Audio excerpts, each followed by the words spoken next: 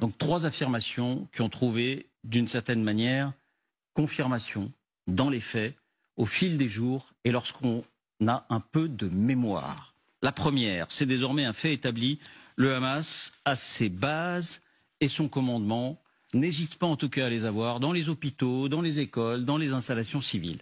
Avec encore, David, des images très récentes, ces images tournées par des drones qui montent l'hôpital de Shah Ahmad, l'un des hôpitaux de Gaza, transformé d'après l'armée israélienne en centre d'opération du Hamas, avec ici des hommes appartenant visiblement à l'organisation. On y voit notamment un puits qui mène au sous-sol de l'hôpital, qui est lui-même relié au réseau de tunnels du Hamas et à proximité, ce qui est présenté comme des rampes de lancement de missiles. Bien sûr, il s'agit d'un document diffusé par Israël. La prudence s'impose, même si on imagine mal un montage vidéo de toutes pièces. Et il faut signaler que cette pratique du Hamas est dénoncée depuis longtemps, pas seulement par Israël. En 2014, l'ONU affirmait que des armes avaient été cachées dans 2 écoles de la bande de Gaza.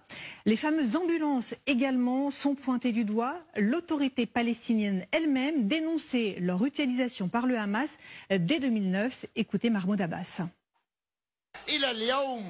إلى اليوم 100,000 فلسطيني في قطاع غزة يعيشون بالعراء لأنهم لا يجدون مسكنا لهم. لكن حركة حماس بخير. حركة حماس كانت تختبئ تحت الأقبية.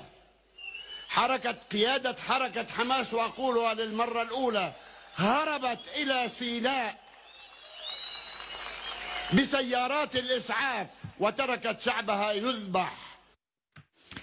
Enfin, dernier élément sur ce point, on a pu constater que les miliciens du Hamas s'habillent régulièrement comme des civils. Regardez ici, on les voit en jean et en t-shirt, une façon de se fondre beaucoup plus facilement dans la population pour favoriser la cohésion.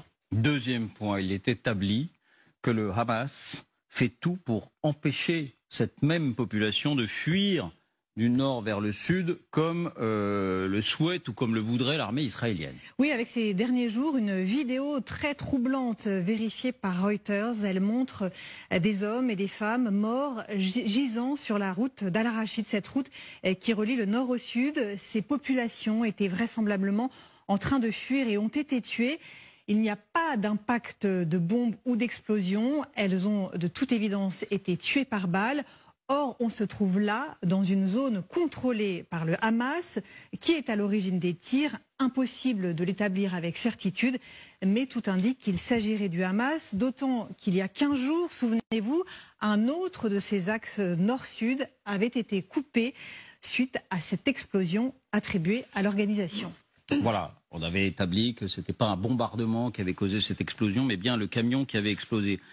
Troisième point, le Hamas ne se soucie en tout cas en aucune manière de protéger les populations civiles. Oui, et 2 déclarations ces derniers jours viennent l'attester. D'abord celle d'un haut responsable de l'organisation, cet homme, Abou Marzouk, à qui on demandait si des abris avaient été prévus pour la population civile dans les souterrains. Il répondait que les tunnels étaient faits pour protéger les membres de l'organisation. Quant aux civils, ajoutait-il, 75% de la population de Gaza sont des réfugiés et il incombe à l'ONU de les protéger, disait-il. Ou encore cette déclaration d'un autre responsable du Hamas qui, d'une certaine manière, dévoilait l'arrière-pensée de l'organisation. Nous avons besoin du sang des femmes, des enfants et des personnes âgées de Gaza afin d'éveiller notre esprit révolutionnaire. Et puis je voulais vous montrer une toute dernière image filmée par la BBC. Une femme endeuillée et en colère qui blâme le Hamas. Tout cela, c'est à cause de ces chiens du Hamas, dit-elle dans la vidéo que l'on ne peut pas diffuser. Immédiatement, des hommes autour d'elle la bâillonnent, lui mettent la main sur la bouche pour l'empêcher de parler. Merci.